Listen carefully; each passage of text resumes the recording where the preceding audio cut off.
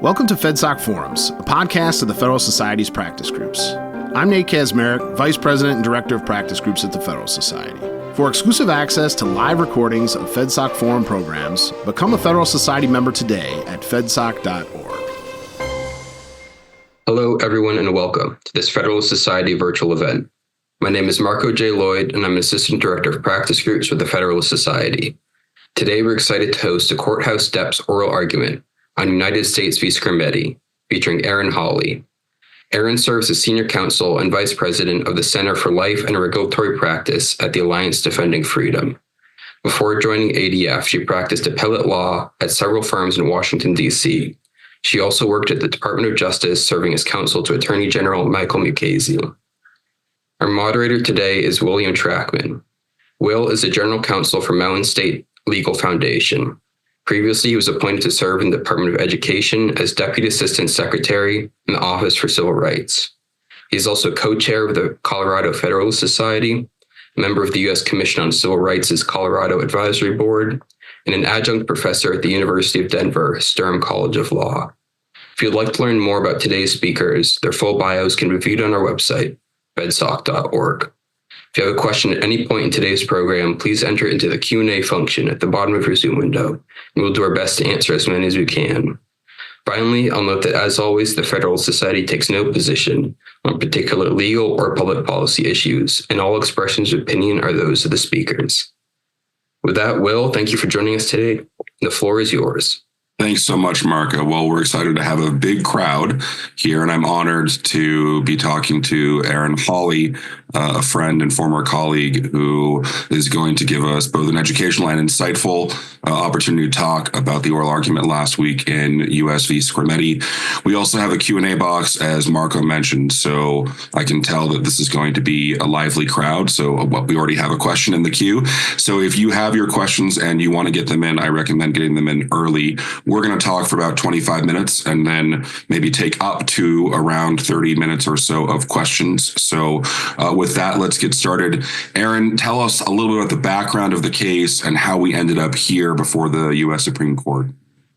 Sure, absolutely. First, thanks so much to the Federalist Society and also my friend Will. It's a delight to be here with everyone. And so how did we get Skrmetti, the Supreme Court oral argument last week? And the case really starts in a number of different states. There are approximately half of the states in America that have chosen through their legislatures to restrict access to certain life-altering drugs and procedures, namely those that are used for gender transition procedures, puberty blockers, cross-sex hormones, surgeries, those sorts of things on minors.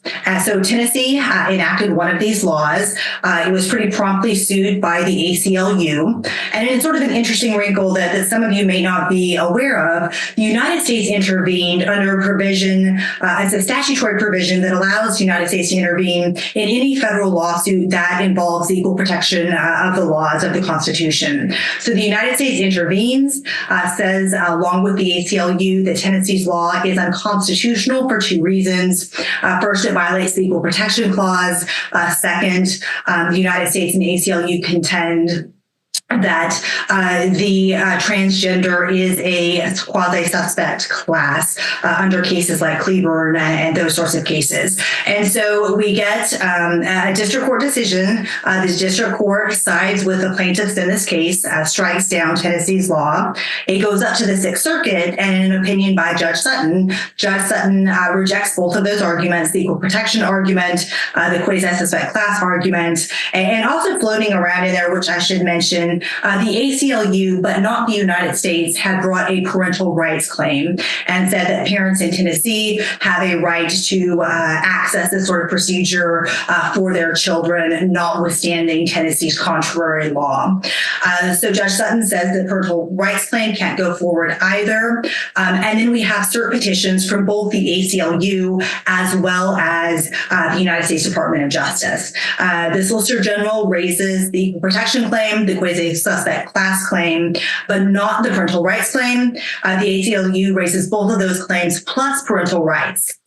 And then the Supreme Court, as we all know, since oral argument took place last week, the Supreme Court grants cert, but accepts only the United States petition. So it did not, it left off the parental rights claim. There was a bit of discussion during oral argument, but everyone was clear that that claim is not presented in this case in the current posture. But one sort of effect of that is you did have the Supreme Court grant divided oral argument to the Solicitor General as well as to the ACLU's attorney, Chief Strangio. So that sort of gets us up to argument day. Yeah. And so let's jump right in then to the argument. Long argument. In fact, I was surprised at how much of the time period was taken up by the Solicitor General and Chase Strangio. It seemed like a long block of time. What were your initial takes on the oral argument, as it went, not necessarily the prediction on how the case is going to turn out, but what observations do you have about oral argument just generally? Sure. So I would encourage anyone that has to listen to this. This is one that is worth listening to. The oral advocates were excellent. Of course, Elizabeth Prelogar is a really accomplished, very articulate oral advocate. She argued for the United States. Chase Strangio did a nice job with oral argument. And then you had Matt Rice, which did a fantastic job. Again, his first oral argument in a case of no significance at all, but did great under the pressure. And really a fantastic opportunity as you listen to the oral argument to see the different personalities that the justices come through. You can learn a lot just about their sort of way they view federalism, the way they view the sorts of equal protection clause, constitutional challenges, the relationship between state legislatures and the court itself. And you get a lot of that in this oral argument. So would encourage everyone to listen. I thought the advocates were really phenomenal, each for advocating for the side they were for. Talk through some of the questions that the justices asked, because this was a pretty hot bench, I would say. I listened to the argument, and it seemed like the justices themselves were kind of arguing back and forth, but then also probing the advocates relatively closely. Did you notice any particular questions that you thought were insightful, or that you thought might indicate some way that the justices are considering how to rule in the case? Sure. Well, one thing to note at the outset is I think there had been a blog post or two noting that, we would all be watching Justice Gorsuch, because one of the United States chief theories is that the court should interpret the Equal Protection Clause to include the same sort of but-for causation analysis as was applied in Bostock. So as everyone was watching Justice Gorsuch, no secret or surprise, but Justice Gorsuch didn't say a word during oral argument. So he didn't lay any of his cards on the table. So we're left to guess at how he thinks his analysis in Bostock applies to the Constitution.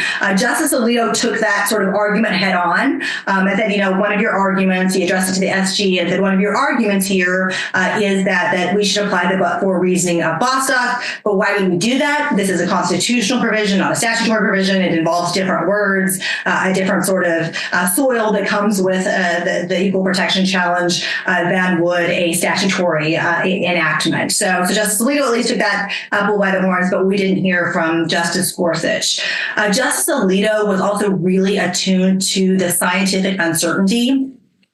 He really pressed, as you said, the Solicitor General on some of the United States statements regarding the state of the science. I think the United States had said something like, these procedures and drugs are beneficial. And he said, do you still stand by that? If we look at things that have happened since, we have the Cass report, we have England banning procedures for those under 16, except in research settings.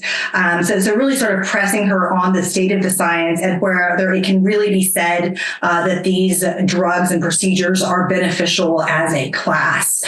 So he was really, really tuned on the science. We had, I think, insightful questions from both the Chief Justice as well as Justice Kavanaugh. And both of those justices, no surprise, but were concerned about the relationship between the federal government, or excuse me, I should say the federal courts and state legislatures. As I mentioned, about half of the states have passed legislation that limits these sorts of drugs and procedures to minors. And both the Chief and Justice Kavanaugh were really making the case that there's at least scientific uncertainty. You've got to grant us that. And if that's the truth, why do we want federal courts to step into an area? Sort of remnants of Dobbs, Justice Kavanaugh even said, the Constitution doesn't say anything on this. Why do you want us 9 people to decide this question? So it's a little bit of a flashback to Dobbs in that respect, but really clear that Justice Kavanaugh and the Chief Justice were concerned about federal courts stepping into this, what they saw as sort of a medical landmine filled with uncertain science, and wanted to leave that to the elected branches. Justice Barrett's questions, I think, were some of the most interesting. She really went to the government's second theory and was asking all of the attorneys from each side, what do we do with this idea of transgender as a quasi-suspect class? And does it fit within the traditional analysis or not? So that she was sort of keying on that. Justice Kagan's questions, I think she had broad-ranging questions, but she was also concerned with, what happens to this on remand? What is the precise standard of review? Can we send it back? For my part, I should also mention Justice Jackson. And for those of you who listen to the argument, Justice Jackson was particularly concerned about what she saw as parallels between the Loving case and interracial marriage, and states bars on that, and this case. The state's response to that was we're not classifying at all. The Virginia statute in Loving clearly did so. Here, the position of the state of Tennessee was that Tennessee's law didn't take any position regarding a sex-based classification, but rather simply prohibited certain procedures based on their purpose. So a really active bench. One thing that struck me out of the gate was, I'll call it modesty, the modesty of the Solicitor General's position, which seemed to say, you don't have to worry about the science. You don't have to think really hard about anything. All you have to do is declare that this is about sex and send it back to the appellate court. And their argument, I think, was based on your description of the Tennessee law. And I think the hypo that really summed this up was, if a minor patient comes to a doctor and says, I want hormones in order to deepen my voice, the doctor's allowed to do that if it's a male and disallowed if it's a female. So that just is obviously sex classification. And that really sounds like Bostock to me. So I was number one, also struck by Justice Gorsuch's silence, and number two, confused as to why the Solicitor General and Chase Strangio were resistant to the Bostock analogy. But what's your response generally to maybe that analogy, and then maybe also the idea that Bostock has nothing to say here? That surprised me that they're resistant to that analogy. Sure, absolutely. I think at the outset, one second, sorry. Mm-hmm. I've got sick kids as always. But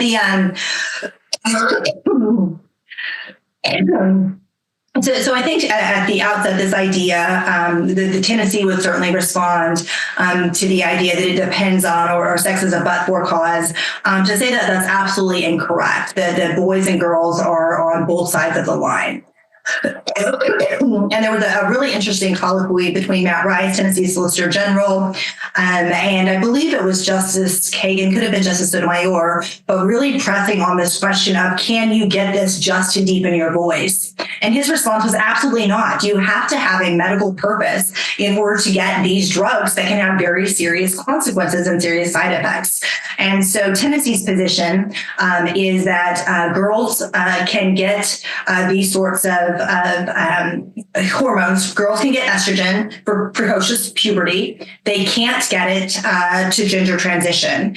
Same thing for boys. Boys can have testosterone for precocious puberty, or I should say, puberty blockers for precocious puberty, but they can't have a puberty blocker because they want to look more like a girl. And so Tennessee's point was that boys and girls are on both sides of this line. It's not a sex-based classification at all, but grounded in medical purpose. And as you said, the Solicitor General's argument I thought was shockingly narrow.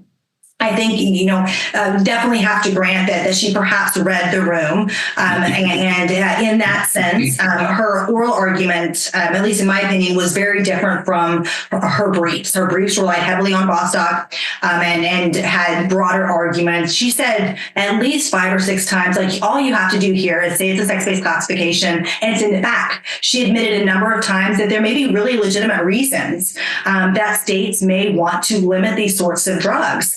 And then maybe the law would even upstand intermediate scrutiny once you send it back to the Sixth Circuit. But she seemed really to want to sort of preserve the argument that maybe this could be struck down under intermediate scrutiny some other day, but not today. So absolutely correct. I agree with you, Will, that her argument was particularly narrow, especially when you read her briefs and her reliance on Bostock. And I saw some commentary about Justice Gorsuch that had to be an intentional choice to be silent. I'll offer what's your hot take about Justice Gorsuch's silence? Sure. So in my experience, Justice Gorsuch is usually not shy to ask opinions or questions when he's interested in the subject matter of a case.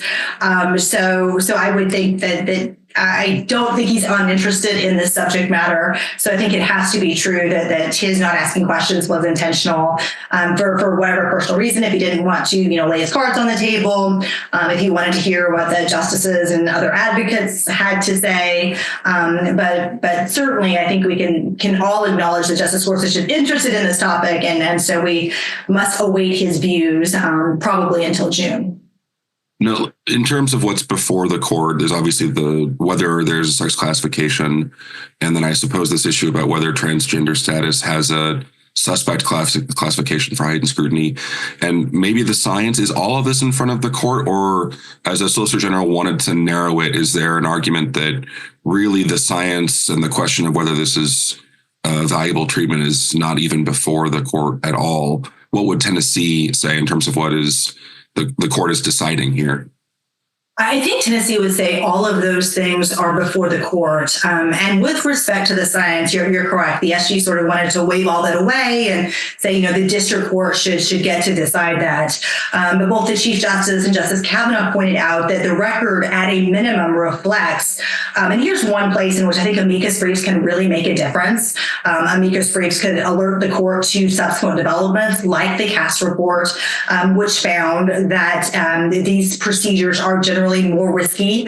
They have more risks than benefits. And that, for example, one of the, I think, talking points that's often made on behalf of providing these sorts of treatments to minors is that it prevents the risk of suicide. The Cass report, as Justice Alito noted, just said that's not true, that the evidence doesn't back that up. So these are really significant facts.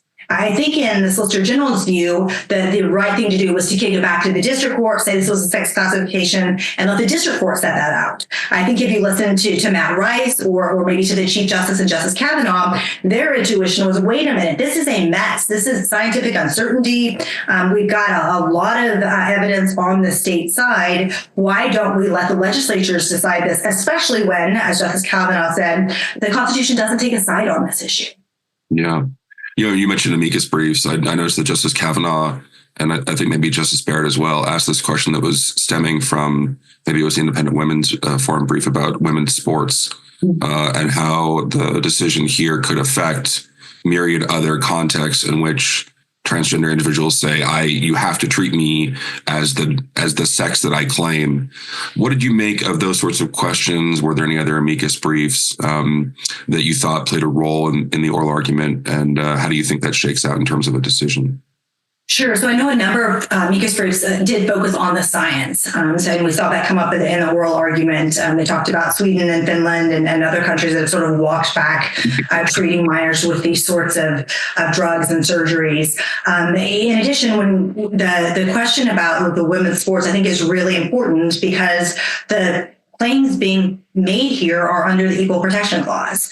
So the Solicitor General admitted that the same analysis that in her view, intermediate scrutiny would apply to the inclusion of biological men in women's sports, just as her view is that intermediate scrutiny should apply to Tennessee's law. But she was really careful to say, but the factors might be different.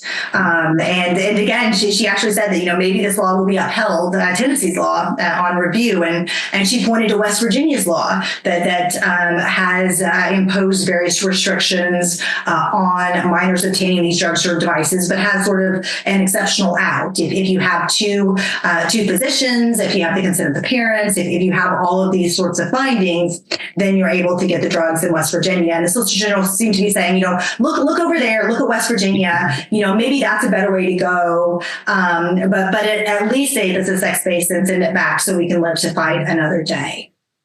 Yeah, so it is interesting that analogy to the West Virginia law struck me as interesting that she actually, I think Elizabeth Hurley actually said that would survive likely heightened scrutiny, which I was surprised to even hear her offer that take. She did, yeah. Justice Alito got a couple of concessions, and that was one of them. So, it's always hard to make predictions based on oral argument. Talk to me about how you're feeling, what sense you have from the justices' questions, and then if you want to offer a prediction on what an opinion might look like or what a decision might look like, I want to give you the opportunity to give us your tea leaf reading. Sure. Well, it's always, as she said, really hazardous to try to read the Supreme Court tea leaves. That never ends well. But I'm going to steal a line from Paul Clement, who I had the privilege of working for. And he said sometimes after oral argument, well, I'd rather be on Tennessee's side in this case than on the other side. Not spiking the football. There were a lot of questions and a hot bench and lots of concerns. But generally speaking, I think Tennessee probably came out of the argument feeling pretty good, at least better than the other side. And in terms of what the opinion might look like, that of course is really reading the tea leaves.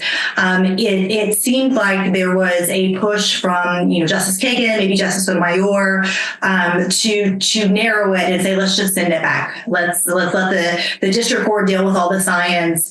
We can say on its face that this is a sex classification, and then just send it back. So sort of a narrow, not much to see here opinion. Maybe Tennessee's law will survive, maybe it won't. Again, I'd mentioned Justice Kavanaugh, the Chief Justice, seemed really concerned about federal courts intruding into the traditional area of states regulating medical procedures. We're not sure where Justice Gorsuch falls. Justice Barrett really keyed on sort of the Arlington Heights analysis. Is there intentional discrimination here?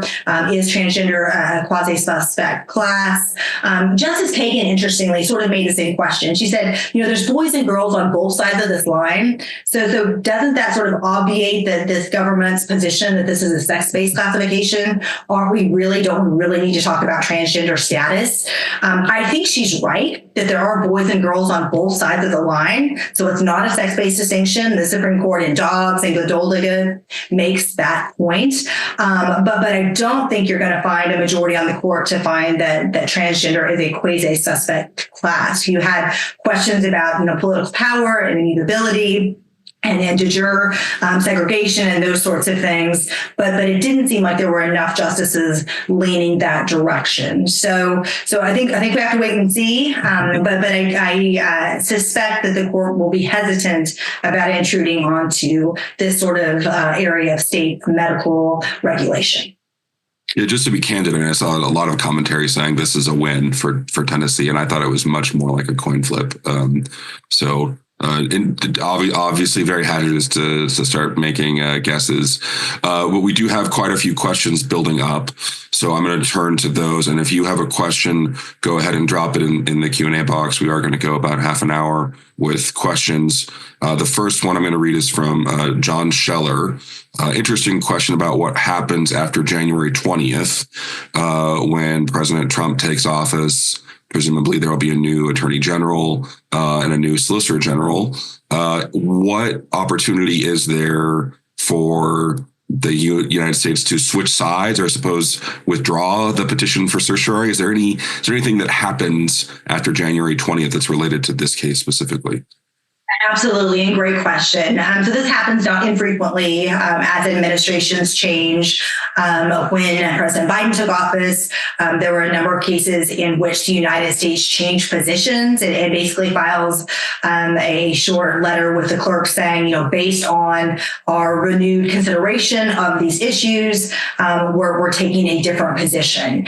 So I would not be surprised if the Trump administration files that sort of letter brief with the clerk. But I don't think the case can go away. And the reason the case can't go away is there's a Supreme Court rule that provides that the parties below are parties at the Supreme Court. So even though the Supreme Court did not take the ACLU's petition, the ACLU is part of the case before the Supreme Court, and there will still be adversity. So I don't think the court gets a pass on this one, even if the Trump administration changes its mind and switches positions. Next question is from Eric Mounts, once again about Gorsuch's silence. And I'll just add a little flavor to the question. Does the fact that Gorsuch was silent, does that mean he thinks Bostock applies and he's a lock for the people who would review for heightened scrutiny because it's necessarily a sex-based classification?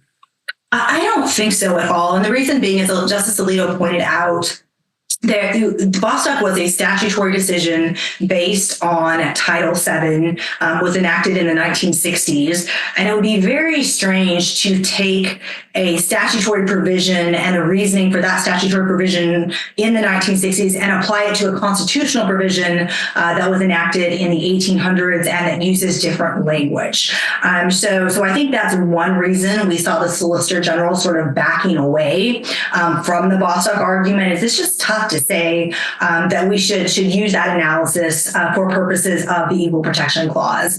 Another thing that those of you who have read Bostock closely will remember was that Justice Gorsuch himself carved out sort of intimate spaces as well as women's sports and said, we're not talking about those. We're talking about hiring and firing in the context of Title VII.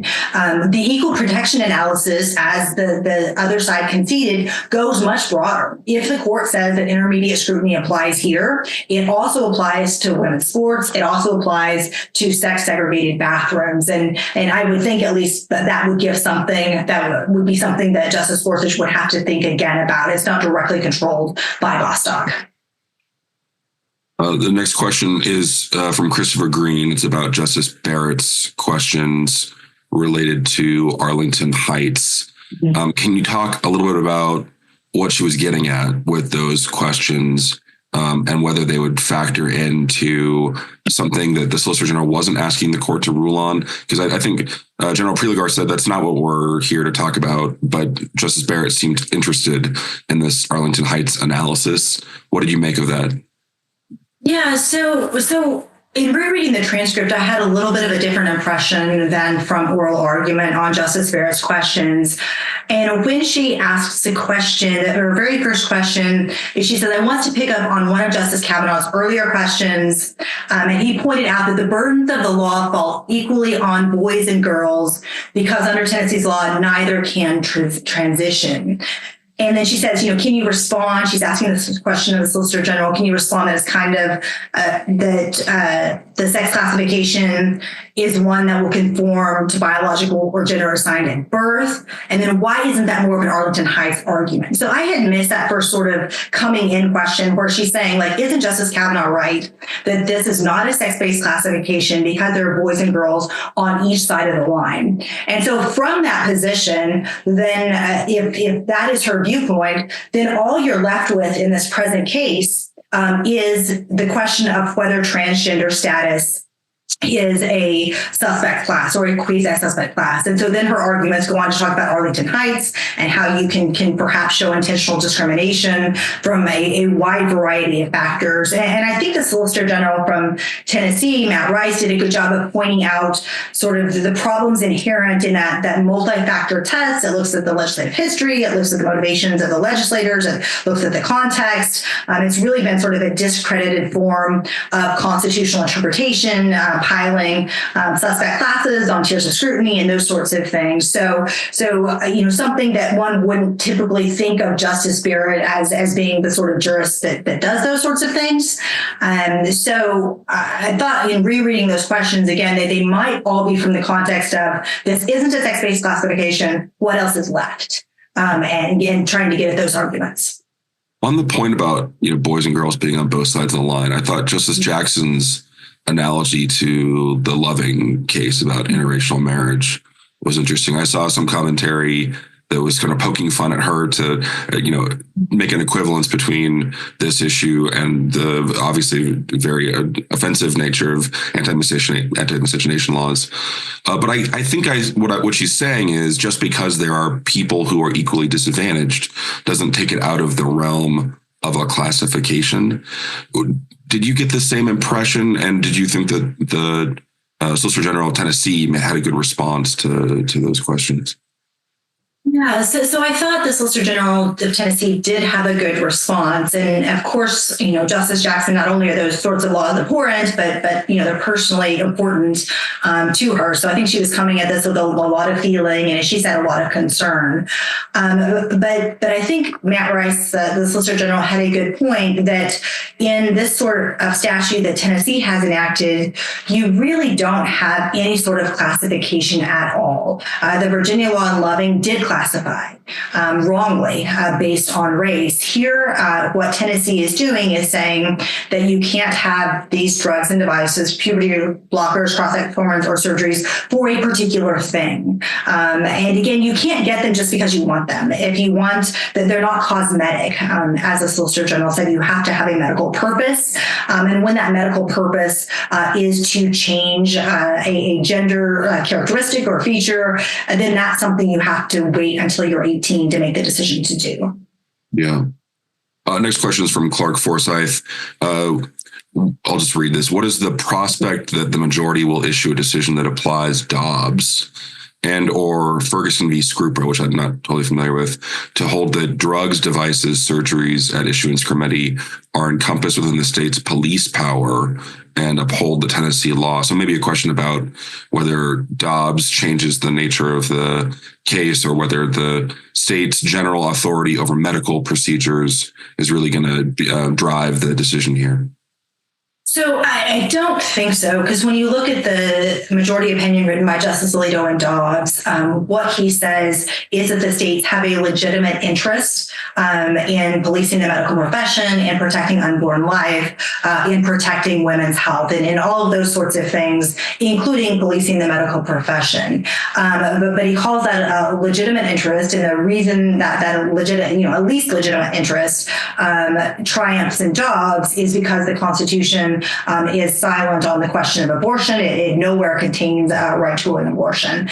So in that sense, it really is just saying that these medical decisions that have historically been made at the states are legitimate. So I don't think it really ratchets that up in a way that would be controlling here. Anonymous question. So if the court only took the United States' claim, and we can probably assume the new administration will take a different view on these issues, would this case now become moot? I think you addressed that this case won't go away necessarily. I am interested a little bit in the ACLU raising the parental rights argument, because that's an argument that I see fairly frequently coming from the liberty movement, which is that parents have a right maybe to be a part of their kids' curriculum or to be involved in a social transition of gender identities. Offer some commentary about that argument, why it's not before the court, and whether we might have some sort of, cross-partisan consensus on parental rights. Sure. So just a point on the mootness question. That's slightly different about a question is whether if the Trump administration changed policies, then there would be an argument that the current case is moot. You would still have adversity, though, and you'd still have the Tennessee law. So I don't think that mootness would probably prevail in that instance. But the mootness is certainly something that could be raised. With respect to the parental rights, really interesting. And as you said, you see parental rights rights claims in a wide variety of situations. You see parental rights claims raised on behalf of parents whose children are in school districts that have secret transition policies, and the parents want to be advised if their child decides to go by another name, and are saying that it violates their due process right as parents to not have access to that information. So you see those sorts of things. I think what makes this different here is that what the parental rights claim at issue in Skrmetti is that parents have a right to an illegal in Tennessee medical procedure or drug. And as the DC Circuit and other courts have held, that there is no right for anyone, parents included, to get access to a drug that's not legal in a particular jurisdiction. Parents do have the right from various Supreme Court cases to refuse within limits medical treatment, and to say, I don't want my child to get a sort of vaccine. Again, that has limits. You can't say that I don't want my child to have life-saving care, but you can say, I don't want my child to have this vaccination based on my religious beliefs or those sorts of things. But it's very different to say, I want access to a drug no one else can have because it's illegal. Yeah. Our next question is from Mitchell Kiter. The Chief Justice also joined the Bostock opinion, but he seemed to see the two cases as different, according to the commenter. Should we infer that Gorsuch also recognizes the difference? Why don't I open that up to both Chief Justice and Justice Gorsuch, since they are both in the majority in Bostock? What can you read from the Chief Justice's questions, and do you agree that the Chief Justice sees them as different cases? I think that's absolutely correct. The Chief Justice's questions, and he asked a number of them, were, I think, all certainly primarily aimed at this idea that in an area of medical uncertainty where the Constitution isn't pretty clear, do we really want, I think he said 9 people, Justice Scalia said, 9 unelected judges making these determinations for the country? Do we want, 9 justices determining these policy arguments based on incomplete and contradictory science, or do we want state legislators in the first instance to make those determinations? So I think that does suggest that he sees this case as very different from Bostock. And I don't have any tea leaves to read for Justice Gorsuch, but I would remind our listeners that Justice Gorsuch did carve out things like bathrooms, things like dorm rooms, things like sports, and under the equal protection analysis, those things would be very suspect. So I think that it is not a bygone conclusion at all that Justice Gorsuch would find Tennessee's law invalid. Mm.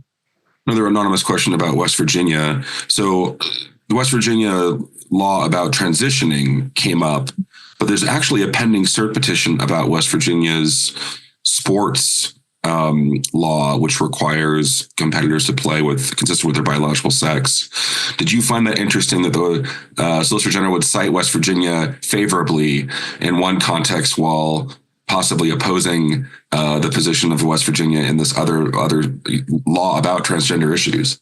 That's a really fantastic point that I wish one of the justices would have asked about, because again, I think the Solicitor General's response would have probably been, well, under the intermediate scrutiny analysis, you have different interests, different sports interests, different interests in women being able to play and compete, and those are different than in the transgender space. But the commentator is absolutely correct that both of those cases involve the equal protection challenge, in addition to Title IX in the BPJ case that's being referred to, but absolutely that I think the Solicitor General was really pushing the West Virginia law, and as you mentioned, Will, even Justice Alito got her to concede that law would be constitutional, but meanwhile she's saying that the Women's, I think it's the Sports Fairness Act in West Virginia is unconstitutional. So it's a really good point. Next question, again anonymous. Could the court overturn Bostock as part of its decision in this case if it wanted to hold and overturn or modify or maybe confine to its facts? Is there a way that it could limit Bostock by saying, that was a Title VII case. We are confronted with a very unique circumstance, and Bostock is limited to its facts, or something like that? Is there a way that the court could cut back meaningfully on the Bostock decision? So I think it's, the Bostock's obviously about Title VII statute enacted, I think it's in 1964. Here we have the Equal Protection Clause enacted in 1868. So there are a lot of reasons to say they're very, very different. But I do think it's true that what the court says about the Equal Protection Clause in this context might shed some light about what it thinks about Title VII related to Title IX for the sports context. So if we get some language saying, Title VII was unique, it's about hiring and firing, it's not about education, it's not about women's sports, then I think that would signal that perhaps the Title IX rules are suspect, and that the court would view Title IX differently than Title VII. So we could get some hints or indications. I don't know how likely that is. One sort of interesting part of the oral argument, Justice Kavanaugh is pushing back on this idea that the court can just send it back to the lower courts and says, well, then you'll be up here again in a year. So there is a sense, I think, in which the court's not super crazy about these issues. Querying why they took cert in this case at all, they didn't need to. If that is a major motivating factor, then perhaps we'll see something that impacts the Title IX cases. Yeah. Next question is from Eric Broninger. How can there be discrimination on the basis of sex if the sex of the individual is that which is in question? What is the Tennessee government discriminating against exactly?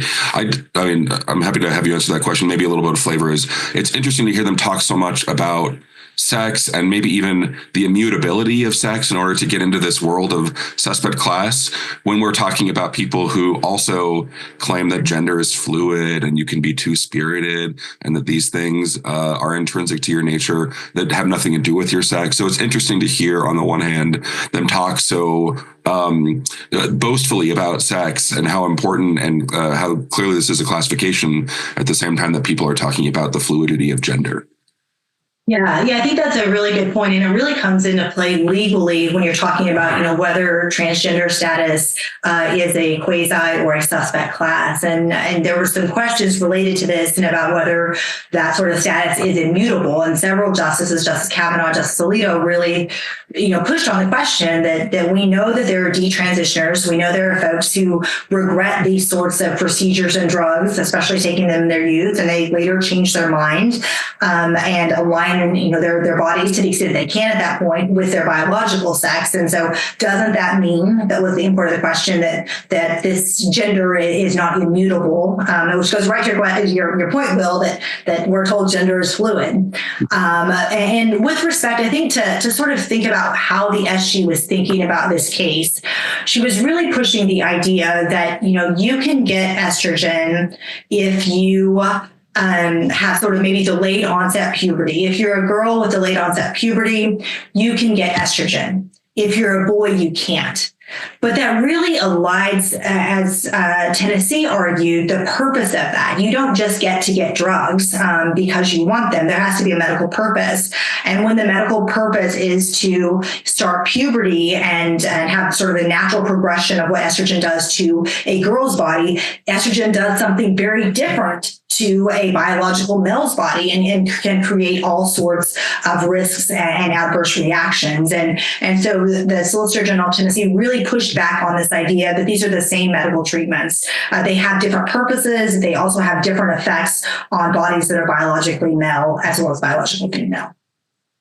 Yeah, I mean, so the questioner doesn't raise this hypothetical, but it's one that I thought of, and I won't ask you to weigh in if you don't want to. But if Tennessee discovered that there's some sort of transracial surgery, that someone wants to change their race, and it's never effective, always painful, always results in side effects, and so they banned it, would that have to satisfy strict scrutiny because it incidentally involves skin color, when really what the law is targeting is the fact that the operation itself is medically problematic and has side effects and dangerous? Like, the classification is what's good and what's bad, and the state has a a role in playing to make sure that medical treatment is adequate. Anonymous attendee, why did the court only take the SG's petition? What is the risk, if any, of the individual plaintiff's due process argument coming back at a later stage? I guess that would be the parental rights argument. Sure. So my guess, and I think it's just a guess, is that they want to let these sort of parental rights arguments percolate a little more. We are seeing them from sort of different ideological camps. The sort of traditional view that parents have the right to direct the education and upbringing of their children from Trachman, as well as the school choice cases, homeschooling cases, and this idea that parents, rights don't stop at the schoolhouse door. You have a right to know about the curriculum. You have a right to know if your child is secretly being transitioned by school staff. And then on the other hand, you have the ACLU saying, well, we have a parental right, a parental substantive due process right to give our child this medication, or surgery, even though it's illegal under Tennessee law. So my sense is that the court really wants to let this percolate. The court hasn't had a case on this since 2000 with Trachman versus Granville. One of the interesting things is that Justice Thomas is the only justice who was on the court for that decision. So what the court really thinks about parental rights and how it sort of the permutations, whether it's the privilege and immunity, whether it's a substantive due process right, whether it's a procedural due process right, I think is something the court hasn't, these justices haven't spoken much on. So my guess is they want it to percolate more, but that's just a guess. Another anonymous question. Notably, the Biden administration has shopped Bostock around among its various agencies, including in Title IX, as you pointed out a minute ago, by issuing a notice of interpretation saying, if we put Title IX with Bostock, we mix them in a blender, all of a sudden schools can't discriminate based on homosexuality or transgender identity, or really any sexual orientation. They don't stop there. They say any sexual orientation, any gender identity, including what I would assume were gender fluidity identities. And then I think also HUD has imported Bostock into housing discrimination. And I think that also applies maybe even to college dormitories that have religious exemptions under Title IX that they have to treat gender identity as positive. Will the decision in Skrmetti affect those other places where the Biden administration has shopped around the Bostock decision? So I think this is one place where we can definitely say elections have consequences. And so hopefully what will most nearly and closely affect those sorts of things is a change in administration. But I do think, similar to the Title IX question, the equal protection analysis is distinct and different. And so the court would not have to say anything, I don't think, that would change those sort of interpretations that Bostock put forth by the various agencies. That said, to the extent the court clarifies that Bostock was sort of sui generis to Title VII, was about hiring and firing, where these sorts of classifications don't make any difference, then it could you could take that language and apply it to these other statutory analyses and interpretations by the Biden administration. I don't think directly. Again, you have the Constitution on one hand and these various statutes on the other, but we could get some sort of argument material from the decision. Well, if you have a question, this is your last chance. We have a few more before we close. The next one is also anonymous. Can you comment on the immutability debate? Why is that an important focus, and why was Justice Alito asking questions about whether transgender status is or is not immutable? Sure. So the court has this sort of multi-factored analysis that it looks like to determine whether a particular status, one example is people with disabilities. The Supreme Court has been asked to find that folks with disabilities are a suspect class. It has declined to do so. And when the court is confronted with these sorts of questions, it goes through a series of factors. Does the group in question, do they have very little political power? Are they sort of politically powerless is one thing the court looks at. Have they been subject, this goes to sort of Justice Barrett's questions, to de jure segregation or discrimination under the law? And then a third factor that the court has said is that a classification can't be a suspect classification unless it's immutable and you can't change it. So things like race and biological sex, you can't change. And Justice Alito, Justice Kavanaugh as well, we're sort of probing on the question that we know at least some people come to regret transition decisions and to go back to their biological sex. So doesn't that show that it's not immutable? So that's sort of the legal relevance and how that question came up with the transgender, is it a suspect class question. That was a deadly question, I thought, for Chase Strangio.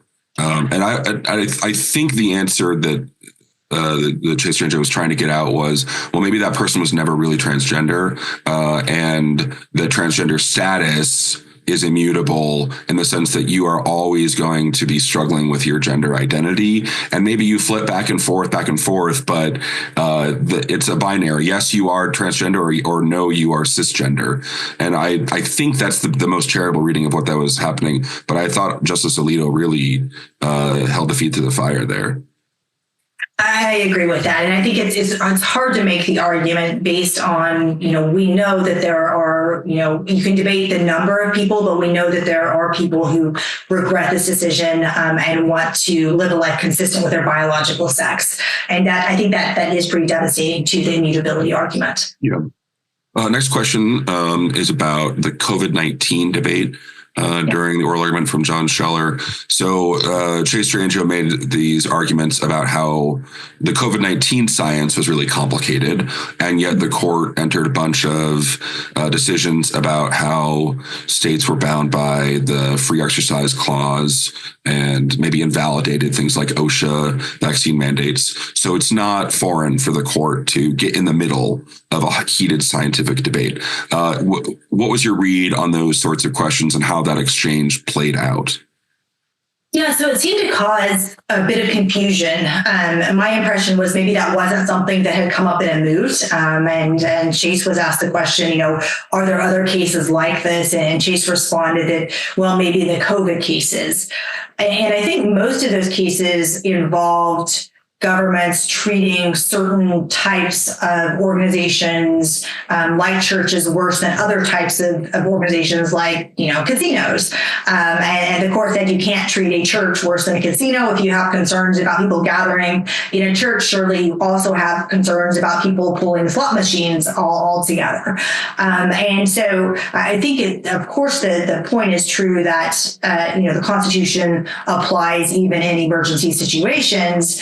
But I think that the two are really quite distinct, and I'm not sure that the COVID examples really did a lot for the ACLU's position here. Yeah. One anonymous question teeing up on the immutability issue. What do we do with religion, since religion, I guess, technically isn't immutable? Obviously, most people don't have religious fluidity, but theoretically, I suppose you can always change your religion. And I think people generally consider religious discrimination to be on par with other forms of heightened scrutiny type discrimination. Yes, and so that's an interesting question. Of course, the First Amendment, is most frequently employed, and that is a separate amendment apart from the Equal Protection Clause that requires governments to not infringe or abridge the free exercise of religion. So I think most of the religious cases fit under that sort of bucket, where you're not really talking about immutability, you're talking about whether the government is infringing or abridging free exercise rights. So I think that's a reason you don't think about, is religion immutable? It's because of the First Amendment.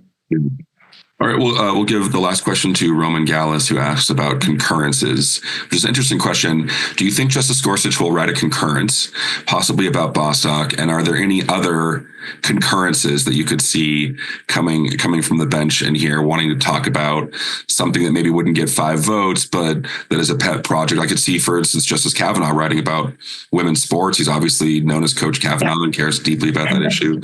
What sorts of concurrences could you imagine coming out of the court? Yes, that's a great question. As you know, Will, concurrences have sort of exploded as of late. I think maybe one of the things that's sort of a byproduct of the court having fewer cases for whatever reason is that the justices are more likely to write concurrences, especially on issues that they feel deeply about. So I would suspect we would have several concurrences. I think we'll probably have more than one dissent. And what those theories will be, I think is anyone can guess. I think your thought about Justice Kavanaugh in sports is a good one. You could see, a dissent, suggesting the transgender status really should be a quasi-suspect class. So I think we could see a whole panoply of decisions coming out of this single case. Or opinions, I should say. Yes. Yeah.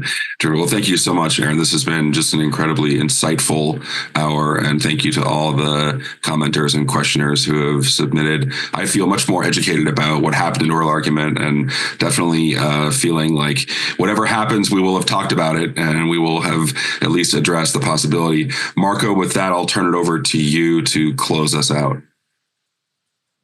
Well, thank you both for that fantastic discussion and the benefit of your time and expertise today. On behalf of the Federalist Society, I'd also like to thank you, our audience, for joining us. We greatly appreciate your participation. For information on more upcoming events, please visit our website or all major social media platforms at FedSoc. On that note, we are adjourned. Thank you for listening to this episode of FedSoc Forums, a podcast of the Federalist Society's practice groups. For more information about the Federalist Society, the practice groups, and to become a Federalist Society member, please visit our website at fedsoc.org.